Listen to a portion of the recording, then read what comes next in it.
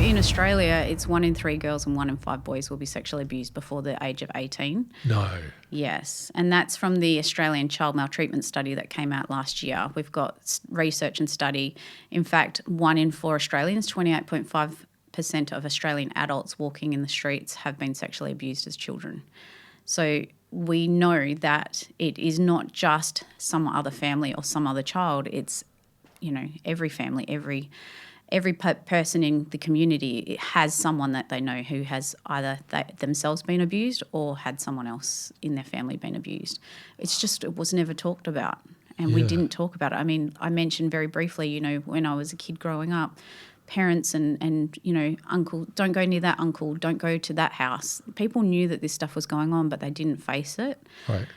We're turning the tide on that. We're talking about it, and that's my mission now, is to just remove the veil, remove the mystery, and the secrecy around it.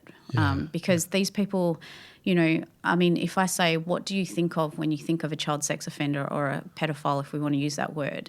And most people have this ingrained vision of a certain person, they're, driving a white van, giving out lollies. They look a certain way. They might have a beard. But that isn't who we're dealing with. That's not who I dealt with when I was charging sex offenders. So really, yeah. So who were you kind of dealing with? Like, how did that stereotype of the kind of big glasses, middle-aged, pasty guy get broken for you? Like, how does that compare to the real people you were dealing with? The real people I was dealing with was fathers, grandfathers, uncles, men mostly. Towards the end of my career towards 2020, I saw more female offenders. I received more reports of female offending. A lot of the time when a female was involved, it was usually to enable abuse or facilitate abuse. Yep. Or they went along with the abuse because of the relationship they were in. But I don't want to overgeneralize that, but we're looking at about 97% of offending is by men. Yeah. And I was seeing, I was considering this question on the drive here today, that, most of them were, dads, stepdads, cousins. We do have some research from the Australian Bureau of Statistics, which says 47% of child sexual abuse against girls is by a known relative. So 25% by a non-immediate family member. So we're talking grandparents, uncles, cousins. Then we've got 15% dads and stepdads and 5.6% brothers and stepbrothers. And then 30 to 50% of child sexual abuse is by another child. So we're not only dealing with adults, we're dealing with children harming other children. There's so much I want to unpack this. So let's just spend a little bit of time on that. So I think as a parent myself, I just think when it comes to child sexual abuse, I just think, well, that it must be just that lone guy at the park in the corner, looking a bit suspicious, or the guy at the shopping center whose phone seems to be pointed towards my kids playing in the park in their little play area. But you're describing that it seems like a lot of the time it's people you already know.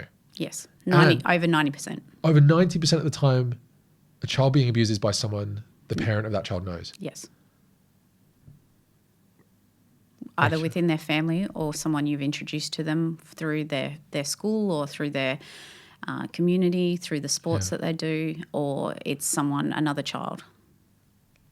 Is there any telltale signs before it happens? If you're dealing with like people family, friends, things like that? Yeah, so there's predatory warning signs and red flags of abuse or of a predator. They're generally, there was a podcast that I listened to and I 100% agree with it. It was from an FBI profiler, and he said, if someone wants to spend more time with your child than you do, then that's a red flag. And so these people are very good at putting themselves in positions of power and authority over children. I mean, if you're not in the world that I'm in, dealing with this every day. There was a research last year that said that 1 in 6 Australian men are attracted to children. 1 in 6? 1 in 6 have admitted anonymously that they are attracted to children. Now, children is 0 to 18. Yeah, so they're not necessarily all, little kids. When we think children, we think, prepubescent little people, but there are people out there who are attracted to those children. Yeah. There's people who are attracted to prepubescent, and then there's postpubescent children. Right. But that's still, those stats are pretty harrowing, and we need to be mindful that it's not everyone, but it can be anyone. Yep. And anyone in our lives can have the idea that they think that they have the right to abuse a child. Mm-hmm. And so some of those warning signs that you're asking about is, finding ways to get alone with a child, not respecting boundaries, giving children treats and special things, trying to create like distance between you and your child, or, get alone with them behind closed doors, get them semi-nude or naked all the time. One of the last cases I ever prosecuted was of a father who abused his daughter. Now, the mother had just had their their last child, and she was, going through post-baby blues and wasn't really, paying attention.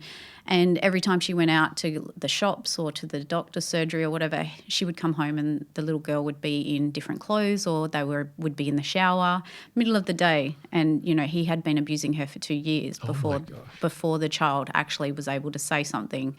And, one of the things that people really struggle with is not all child sexual abuse hurts or harms a child, and not all children know they're being abused. Right.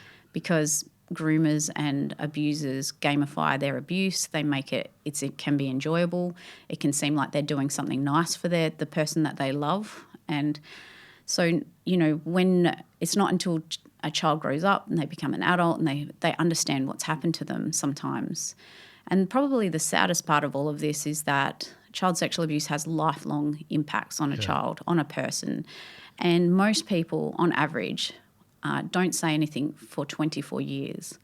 So on average, 24 years for females, 30 years for males. And most men, 99% of men, never say anything of their abuse. Yeah. And one of the preconceived ideas is that children, it's usually girls. Yes, girls are a higher rate of offending, but an offender who is attracted to children, they will go for both boys and girls. And so we can't just trust because it's a boy with a male that it's not going to, someone's not going to abuse them.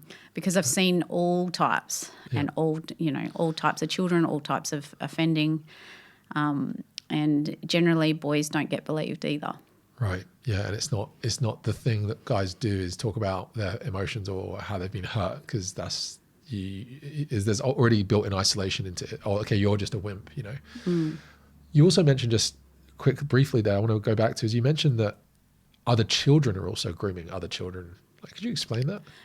Yeah, well, I wouldn't say grooming, so to speak, but there are children who take on some of those characteristics and behaviours. What we're seeing, when I first started in the police, we saw if a child was displaying harmful sexualised behaviours, is the term we use in Australia, which is it's inappropriate, it's not age appropriate, they might have control over a child when they were displaying those, because there is a certain level of normal sexualised behaviours in children. Children we're sexualised beings, we're sexual beings, if you've got little kids, that they find their genitals and they'll touch them and they'll think, it's quite normal for a child to want to be interested in their own body. It's quite normal for a child to go, oh, you've got something different to me. Right. But when it becomes that they don't respect boundaries, there's a level of, inappropriateness to it. But what we see in research, or what's been shown in research, is that harmful sexualised behaviours usually occur when a child has either been exposed to sexual abuse themselves, or they're exposed to inappropriate materials online. And so we're talking pornography and adult movies, adult content. So when I first started in the police, we naturally assumed if a child was displaying harmful sexualised behaviours that they had been sexually abused themselves. But towards the end of my career in 2020, we saw such an increase in abuse between children that and when we investigated, it was generally because they'd seen harmful or inappropriate content online. Wow. And they were harming each other. Wow. So in a sense, the toxic lessons learned through, or I don't even want to call them lessons, but it's almost like the traumatic experience of being sexually abused yourself, and then children mimicking that behavior and then going to other children as a telltale sign that, okay, they themselves have been abused. Yes. That initial trauma is now being replaced by porn, and it's almost having the same effect on the children. Yeah, in simple language, yes.